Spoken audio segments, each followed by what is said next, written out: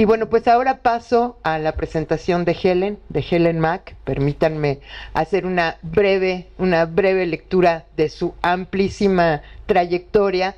Bueno, Helen es presidenta de la Fundación Myrna Mack. Ella inició su lucha en la búsqueda de justicia para el asesinato precisamente de su hermana Myrna, para que éste no quedara impune, por supuesto. Por su iniciativa fue probada por primera vez la participación de agentes del Estado en la violación de derechos humanos. Es reconocida, es una personaje reconocida nacional e internacionalmente como una figura clave en la lucha contra la impunidad en Guatemala, por sus aportes a la paz, la democracia y la reconciliación, y por sus propuestas para transformar las instituciones de justicia, seguridad, defensa nacional e inteligencia del país. Helen, muchas gracias por estar aquí y bueno, pues dejo el micrófono en tus manos. Muchas gracias. Bueno, yo había traído mi participación por escrito, pero ya lo han dicho todo, entonces me voy a tener que, para no duplicar, voy a tener que improvisar. Así es. Pero bueno, como aquí en el libro lo que pongo es la experiencia y cómo surge esto, pues sí, voy a contar a partir de una experiencia propia, que creo que por eso también no me perdonan a mí en Guatemala, ¿verdad? Porque es como estos poderes fácticos, que en este caso sí es el ejército, y pues lo expusimos, ¿verdad? Y le ganamos a nivel de justicia. Y a mí me tocó, el caso de Myrna entra el asesinato en el contexto de los acuerdos de Esquipulas II, que es cuando comienza el proceso de paz, y era el fin de la época autoritaria de los militares. Entonces vienen unas reformas democráticas, pero obviamente estas reformas democráticas no les interesó, no, pues les perjudicó a lo que nosotros hoy le llamamos el pacto de corruptos. ¿Quién es ese pacto de corruptos? El pacto de corruptos son, pues lo que ahora les decimos es una dictadura corporativa, que yo creo que eso es lo que diferencia de Guatemala, del Salvador y Nicaragua, que son caudillos, ¿verdad? Que Bukele es un caudillo, Ortega es un caudillo. Aquí son dictaduras corporativas, porque es la élite política, militar y económica, y complejizada con el crimen organizado. Entonces eso hace que ellos observan y conservan sus formas democráticas, pero realmente todo está concertado dentro de estas redes político-económicas ilícitas o las redes de macrocriminalidad de las que habla Daniel. Entonces, a veces cómo explicarle primero a la población y cómo explicarle también a la comunidad internacional que esto es una dictadura corporativa, porque siempre van a tener un pretexto. Ahorita para las elecciones sacaron a los que dijéramos tienen un candidato populista de derecha y de izquierda, Roberto Arzú y Telma Cabrera, pero dejaron a los de izquierda que no tienen ninguna posibilidad, ¿verdad? Porque el movimiento Semilla, UINAC y la URNG, ninguna posibilidad de llegar. Pero si alguien le pregunta, ¿quién dice que no estamos respetando la pluralidad política? Si ahí están los partidos de izquierda, ¿me entendés? O sea, ellos conservan esa forma, aunque para robar o para los casos de corrupción son totalmente unos cínicos. En este presupuesto que pasó, castigaron el presupuesto de educación, el de salud, para podérselo dar a los alcaldes, ¿verdad? Porque aquí ya estamos hablando de cómo tienen el control en las municipalidades. ¿Y por qué los alcaldes? Porque los alcaldes son los que también mueven gente. Y entonces, ¿qué es lo que te van a hacer? Empezar a pagar dinero, ¿verdad? Pagan el voto. En las investigaciones que hemos hecho nosotros en la fundación, precisamente estuvimos viendo, por ejemplo, en las élites políticas. Ahorita vamos ya por la cuarta generación de partidos políticos, pero se mantienen unos ciertos feudos que van creciendo con el tiempo con el pasar del tiempo, ¿verdad? Entonces empezamos con 17 feudos políticos, ahorita vamos como por 36, este año se inscriben 29 partidos políticos. O sea, ¿aquí hay ideología o no hay ideología? No, lo que hay son feudos que lo que quieren es ganar una diputación, conseguir contratos públicos, ¿verdad? Y seguir en el poder. Y lavar dinero, porque todo el fin es lavado de dinero, ¿verdad? Entonces hay fenómenos que nosotros sí hemos podido encontrar dentro de la región. ¿Y qué te pasa? Bueno, estas asimetrías de poder, muchas veces todo el tema económico que te pasa por la evasión de impuestos, que es, bueno, evasión de impuestos para el sector económico, pero también te pasa por el tema de aduanas, además por tema de aduanas, ahí están repartidos todos los negocios de seguridad, ¿verdad?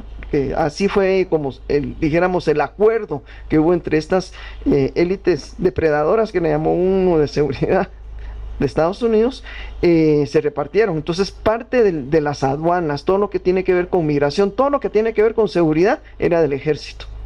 Todo lo que tenía que ver con contratos públicos, en aquel entonces, incluyendo la obra pública, tiene que ver con el sector empresarial, y lo que era el sector político tenían todo lo que era el Estado. Ahí era parte del clientelismo político que ellos tenían, más favores y contratos, etcétera. Luego el otro tema tiene que ver, hoy lo hemos visto, con todo lo que son bienes del Estado. Eso significa entregar todo el tema de las minas, licencias, etcétera, etcétera, ¿verdad? Y ahí es donde viene el desplazamiento de todas las comunidades indígenas, especialmente indígenas, y también vienen todos los monocultivos. Entonces ahí es donde seguimos viendo cómo siguen estas redes, a pesar de que hay una democracia, a pesar de que existen leyes, pero que se las saltan porque el tema es impunidad. Y el otro tiene que ver con la captura de la justicia, ¿verdad? Porque necesitan la impunidad para todos sus actos ilícitos. Entonces esos tres fenómenos creo que sí los hemos podido observar por lo menos en Guatemala, El Salvador y Honduras, pero sobre todo, bueno, obviamente Guatemala, que nos consta. Y cuando uno hace el análisis de sus modus operandi, pero sobre todo de las narrativas que van, también nos llega a la conclusión de que sí es el ejército, ¿verdad? Porque ellos están aplicando lo que nosotros, en los planes contrainsurgentes, ellos tenían lo que era Victoria 82. Eso es lo que nos empezaron a aplicar. Pero nos empezaron, pues porque las SIACs, como comienza, dijéramos, los cuerpos ilegales de aparatos clandestinos están reconocidos que eran los escuadrones de la muerte en los acuerdos de paz. Y empezamos con eso, con que queríamos la desarticulación de los escuadrones de la muerte. En El Salvador, durante el proceso de paz, hubo un intento también porque empezaron a matar a todos los líderes del FMLN. Y ahí hubo una comisión también para investigar quiénes estaban matando a los líderes del FMLN. Aunque no era lo mismo, nosotros estábamos diciendo, bueno, aquí hay escuadrones de la muerte que también tienen que desarticularse, porque vimos que había una transición de todos los especialistas del ejército o todos los torturadores y asesinos. Empezaron a pasar a ser investigadores del Ministerio Público, entre todo lo que fue la reforma del sector justicia. Pasaron a ser investigadores del Ministerio Público, pasaron a ocupar puestos ahí. Fueron declarados también, participaron en el Congreso, ya pasaron a ser diputados, y se empezaron a repartir, dijéramos, a todos estos SIACs en todas las instituciones del Estado. Entonces eso ya nos empezó a nosotros también a ir preocupando, porque habían ciertos patrones que son exactamente los mismos, ¿no? Y ahí era, bueno, en el caso concreto nuestro, era el tema de justicia. Al día de hoy, nosotros, bueno, ellos quieren revertir ahorita todo lo que ahora nosotros le llamamos, bueno, tuvimos una primavera democrática, ¿verdad? Que fue cuando llegó Arévalo y Arbenz al poder, y que Estados Unidos, ahí sí que como le dijimos a los de Estados Unidos, le dije a uno, ustedes después de la Guerra Mundial hicieron su plan Marshall, y en Asia hicieron las reformas estructurales, hicieron la reforma educativa, hicieron la reforma política e hicieron la reforma económica para que pasaran a la industrialización. En Guatemala nosotros lo empezamos a hacer, porque me preguntaron que si había algún candidato idóneo. Yo dije sí, se llama Bernardo Arévalo, pero eso no arrastra a nadie, es un académico, no tiene pegue, no hace clic. Pero es el más idóneo, y él es el hijo de los que ustedes en ese periodo los declararon comunistas. Sí, los declararon comunistas porque estaban haciendo las reformas educativas. Bueno, Arévalo primero empezó con reconocer los derechos laborales, que no teníamos código laboral, los de salud, los de educación. Esas reformas se empezaron a hacer. Cuando ya empezó con el tema económico, que también tenía que ver con tierra, la United Fruit Company dijo, mamolas, aquí no. Y nos dieron el golpe de Estado con la CIA. Eso fueron ustedes. Y lo que ustedes hicieron en Asia no lo quisieron hacer con nosotros. Y nos llamaron comunistas. Y ahora quieren ver qué es lo que hacen. Entonces, ¿de qué estamos hablando? Entonces, esos intereses económicos que prevalecen, y sobre todo ahora que creo que, no sé si ustedes escucharon las declaraciones de la jefe del Comando Sur, dijo que le interesaba de sobremanera de América Latina los minerales. Entonces van tras nuestros minerales. van tras nuestros recursos, no digamos el agua, que también va a ser parte. Entonces, yo no veo todavía nosotros, después de que nos planteamos qué vamos a hacer, porque no somos parte de ese poder fáctico, no tenemos capacidad de ese poder fáctico, y hay intereses de la comunidad internacional, porque ahorita la guerra es económica. Y otro ya les decía a ellos, China logró demostrar que pudo sacar de la pobreza extrema a 1.3 billones de chinos. No ha podido dar respuesta al tema político porque sigue autoritario. Pero el neoliberalismo, todos los que ustedes han demostrado, primero no han podido demostrar que pueden hacer el cambio climático. No han podido demostrar que la democracia es posible sin las asimetrías de poder y económicas, de desigualdades. Y no han podido demostrar tampoco que el neoliberalismo es capaz de salvar al mundo con su cambio climático. Y solo lo están terminando de destruir. Entonces, yo no tengo respuesta, la verdad es que yo no tengo respuesta, porque además Centroamérica no significa nada. No somos nadie, ni para México, ni para México. O sea, a mí, yo estoy hablando con una subsecretaria de Relaciones Exteriores y me decía, sí, ustedes, no hay ninguno en este edificio que vaya a escribir un papel sobre Centroamérica. Así es.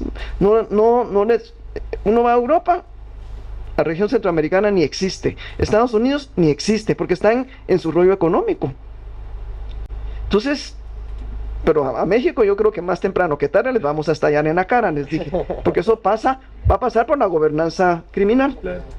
Entonces, o nos ponen atención o va a ser un caos también acá, ¿verdad? Que aunque ustedes ahorita lo tengan en distintos estados, las redes son muy flexibles y se van adaptando. Eso hablábamos con Florian cuando nos juntamos en aquel entonces, en el 17, ¿verdad? 16, ya estábamos viendo el impacto que estaban teniendo las redes. Por ahí fue que empezamos toda esta discusión. Y ahí está, mira, pues hoy en el 18 yo ya estaba casi pegándome el tiro porque ya venía la persecución en contra de nosotros. Ahorita ya somos más de 40 que estamos fuera de Guatemala, en el exilio. Entre defensores de derechos humanos, pero ahorita viene la segunda ola contra la justicia transicional, entre operadores de justicia y periodistas. Entonces yo sí creo que la democracia, aunque nosotros sí no queremos gobiernos autoritarios, yo no veo que por la vía democrática tampoco vayamos a poder hacer algo, como no somos parte de ese poder fáctico. Entonces yo más bien dejo en interrogante todavía lo que se puede hacer. Muchísimas gracias, Helen.